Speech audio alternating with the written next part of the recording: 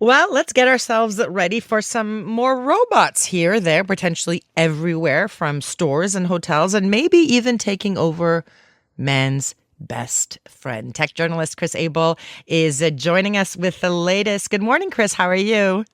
Oh, I'm doing very well. It's good to be here. I love chatting with you, even though sometimes I'm traumatized and a bit frightened for the future. But it's always interesting to find out more about what's going on in the world.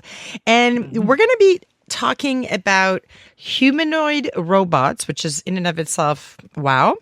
But they're going to be working in some shopping malls and hotels. So we're just going to be seeing robots kind of walking around, working around. What's going to be happening exactly?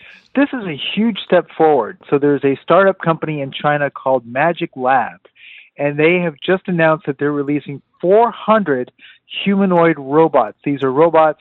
Of course, they're humanoid. They have all silver bodies, got a sort of a blank single screen as a face. Mm. But the amazing thing is, the major advancements is that these robots now have very dexterous hands and arms. They can kind of do and it's the kind of things that human beings can do. They can hit buttons, they can open up doorknobs, all sorts of cool stuff. And so what we're seeing is the first generation of these robots starting to take on the kind of occupations of things like parking attendants, of waiters, even Waiters. hairstylists. Yes. Hairstyle? No, no, no. I'm not trusting a robot with my hair. That's going to be a tough sell, I think. Okay, go on. Now, a big part of this is because we have these robots have things like artificial intelligence that can give them a lot of abilities in addition to the physical ones. Hmm. So, for example, some of the things you can sort of see as being that would be easy. Parking attendants. You know, you drive in to a parking garage and then a humanoid robot would be there to kind of guide you towards where you need to park. And then when you get out, you can have a conversation with that robot in terms of it remembering where you parked and then information as to where you're going to go in the shopping mall or the hotel.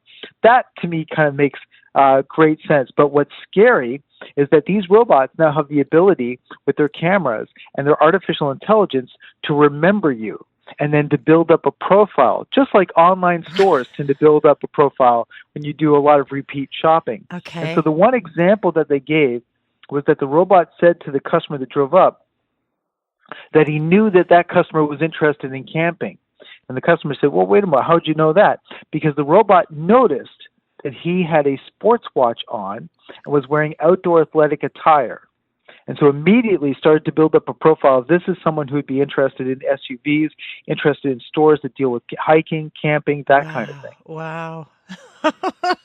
I'm always a little bit boggled when we chat. So the humanoid robots are going to be doing sort of basic tasks for now, although I'm hmm excluding the hairstyling thing out of that because that's an art. But and they're building profiles, and I guess like you said, right? Every time we use our phones or our computers, they do collect information. So I guess that's kind of the future there. Okay, so we're going to see it in hotels as well and some shopping malls. We're going to see it in shopping malls. We're going to see it in hotels where they will also act as waiters in the restaurant areas. The hairstyling one is the one I really find fascinating because I've been following other robotics companies. And a lot of companies are working on this. Uh, The reason that they think that robots can style your hair is because the cameras now can see every strand of hair that's on your head and what position it's in. And artificial intelligence can work out the precise movements of a brush to be able to get your hair to align itself in a perfect way. uh, There's also other abilities for it to be able to detect things. In the video that they showed here, the robot's sensors had detected a slight dryness to the woman's hair. So they said they adjusted the hair blower to its climate system to low temperature gentle mode. Okay. Wow. Okay. So we're going to leave that there for now, but now we're going to go to Shanghai's Pet Joy Fashion Week. What exactly are they doing to the animals? This is amazing. So Pet Joy Fashion Week is such a fun event.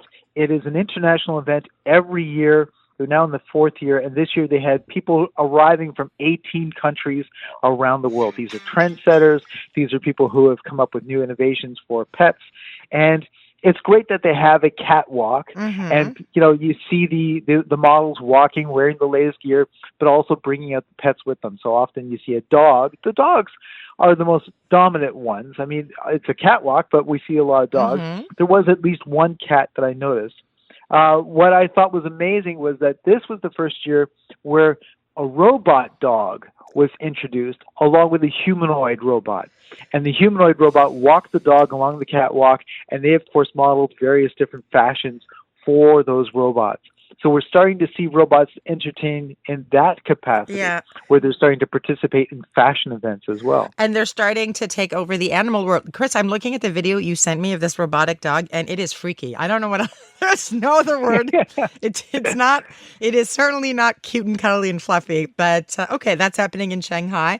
Now, outside of the robotics world, but sort of more specifically to gaming, what is the latest from Nintendo now? Nintendo just released this week all the details for their next video game system. It's called the Nintendo Switch 2. And this one I'm really excited about. I've seen a lot of video game launches. So what's happening is on June 5th, this is going to hit stores for $630. Right away, it's got a much bigger screen, 7.9 inches than the previous model. Bigger controls. So if you're somebody that you found the buttons were a little too small, the joysticks were a little too small, those have gotten bigger now. I also love that they have a new button called C, and C stands for chat. So for the first time now, when you're playing video games, you're going to be able to connect with other people playing and be able to have audio chat where you're talking to each other. And if you connect up a webcam, you can have video chat where you can actually see the other people playing the games with you, or even check on what other games other people are playing. That's new. I love the fact that the controllers, the Joy-Con controllers, now connect magnetically. It used to be there was a tracking system that was kind of difficult to kind of snap them into place. Now magnets lock them in. But also what's neat is that the controllers now can act like a wireless mouse. What I've noticed is that a lot of the new features are geared towards an older, more sophisticated adult audience. So we're seeing a lot of games. The fact that you have controllers that can act like a mouse means you have real-time strategy games like Civilization that are being available. That's an older audience. But you also have higher, more realistic graphics. And for the first time, the Nintendo Switch actually has cooling fans built in just to cool the chipsets.